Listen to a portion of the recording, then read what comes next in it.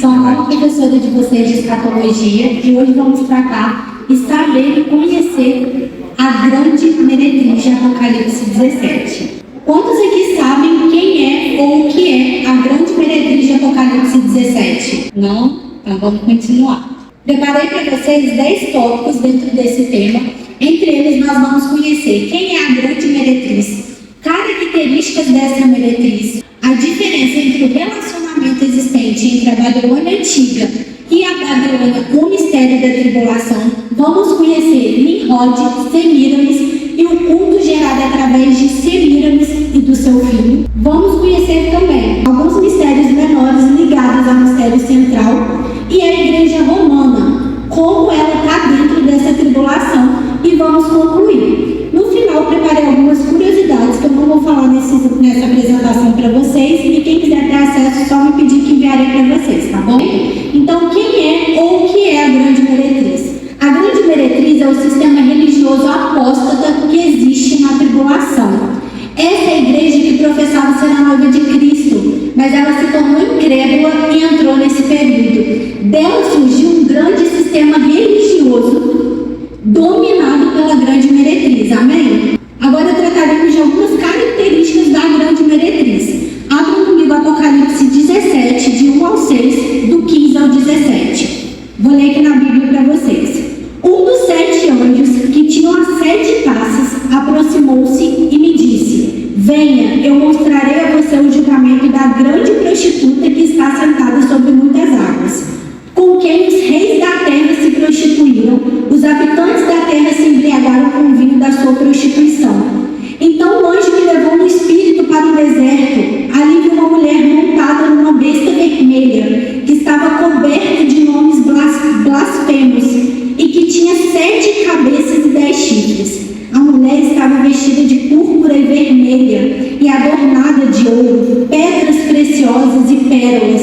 Segurava um cálice de ouro cheio de coisas repugnantes e da impureza da sua prostituição. Em sua testa havia essa inscrição: Mistério, Babilônia a Grande, a mãe das prostitutas e das práticas repugnantes da terra. Vi que a mulher estava embriagada com o sangue dos santos, o sangue das testemunhas de Jesus. Então o anjo me disse: as águas que você viu, onde está sentada a prostituta, são povos, multidões, nações e línguas.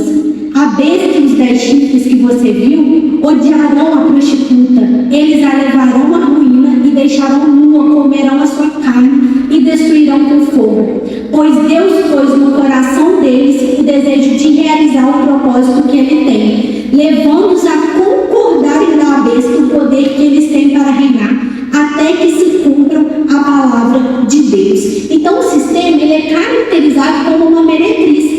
Ela alegava ser a noiva de Cristo, mas caiu de sua posição pura e tornou-se uma prostituta. Esse sistema é um condutor de negócios políticos.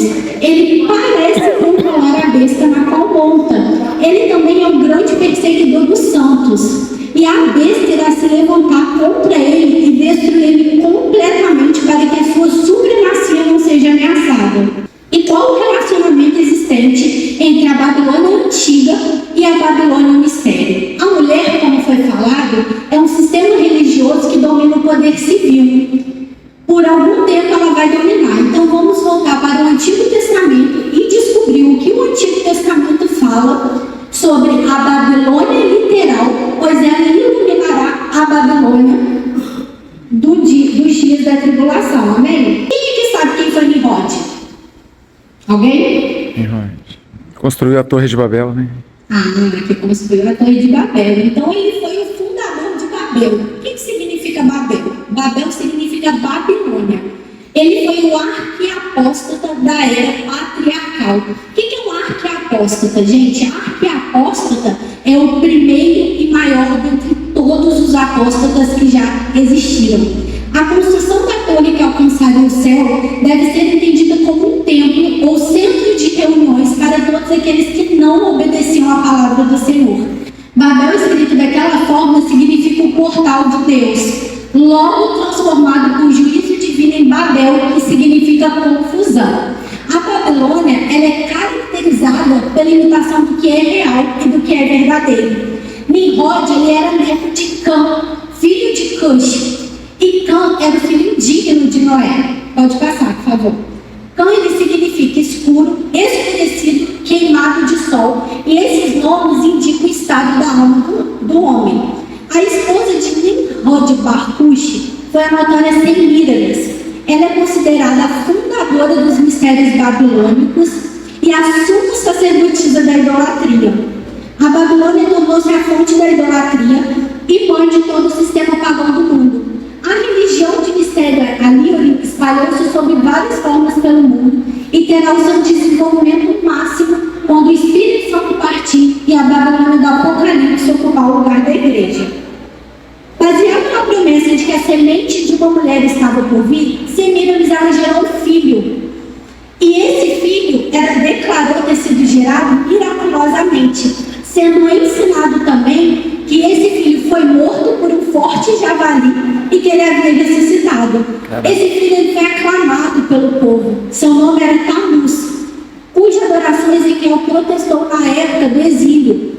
Esse tipo de idolatria, o mistério da mãe e do seu filho, é a mais antiga idolatria de todas. E os rituais de adoração eram secretos. Esse foi, gente, o esforço de Satanás de enganar o homem com uma imitação tão semelhante à verdade de Deus, que os homens não poderiam conhecer a verdadeira semente da mulher quando ele viesse no cumprimento dos tempos. Da Babilônia, essa religião de mistérios espalhou-se por todas as nações vizinhas e os nomes variavam segundo a diversidade de língua. Fenícia, eles eram chamados Astar de Tammuz.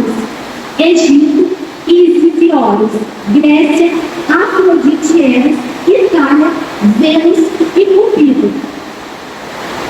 E quais são os mistérios menores ligados a esse mistério central, originado pelas Semíramis e pelo Tammuz?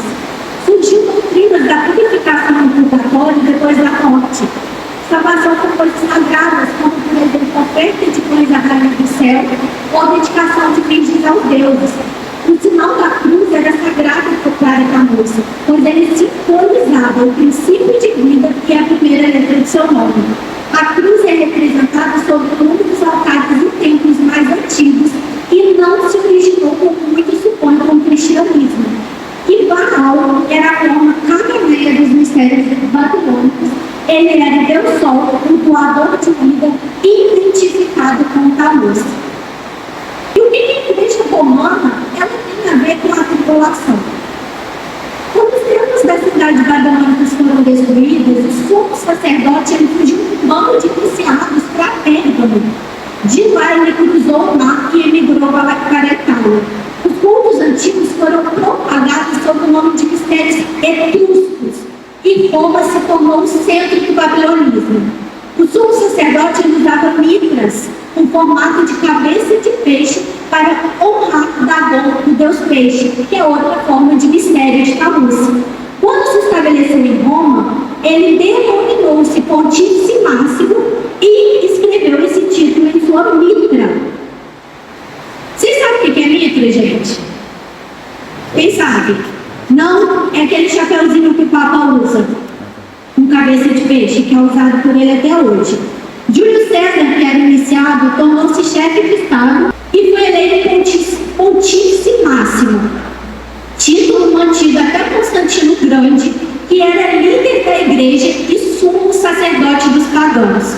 O título ele foi conferido ao bispo de Roma e é mantido pelo Papa até hoje, que é declarado não como sucessor do apóstolo Pedro, mas como sucessor direto do mistério babilônico e o servo do deus peixe Dagon, usando como seu antecessor idólatra o anel do pescador. Vocês já viram o anel que o Papa usa?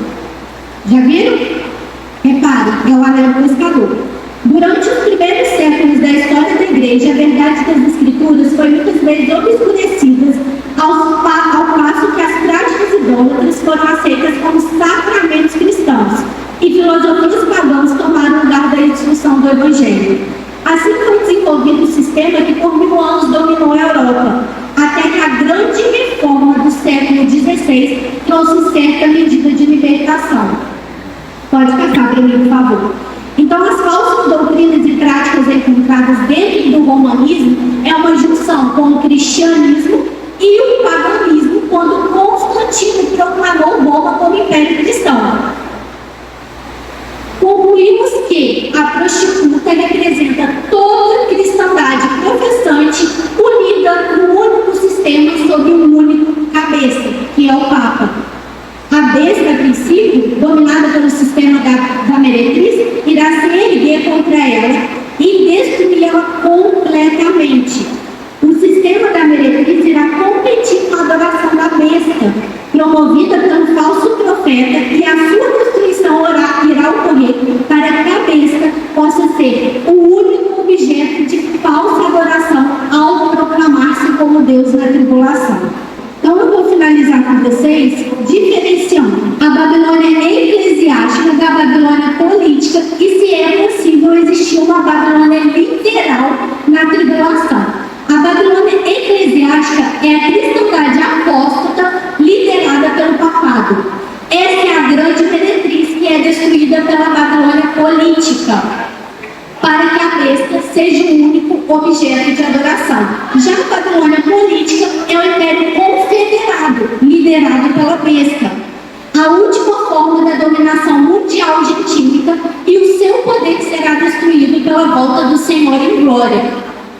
A ideia de que uma Babilônia literal será reconstruída no local da Babilônia antiga não é possível, gente, pois essa realidade entra em conflito com Isaías 13, 19, 22.